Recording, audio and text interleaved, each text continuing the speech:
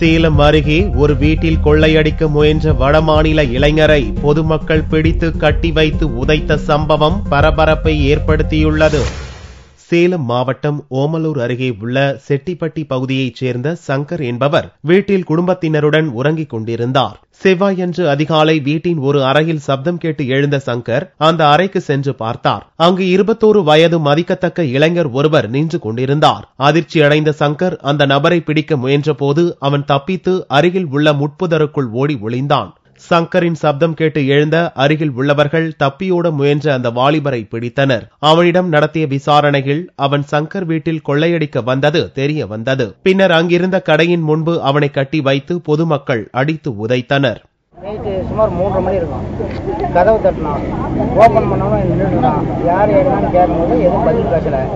உள்ள போறதுக்கு முயற்சி பண்ணான். தள்ளிட்டு லாக் பண்ணி பக்கத்துல சத்தம் போட்டு தொட்டி பிடிச்சான். போலீசாருக்கு தகவல் தெரிவிக்கப்பட்டு அவர்களிடம் கொள்ளையனை பொதுமக்கள் ஒப்படைத்தனர். கொள்ளை சம்பவத்தில் ஈடுபட்ட அந்த இளைஞருக்கு 4 மொழிகள் தெரிவதாகவும் இதுபோன்று பல்வேறு மாநிலங்களில் கொள்ளை சம்பவத்தில் ஈடுபட்டிருக்கலாம் என்றும் பொதுமக்கள் கூறினர்.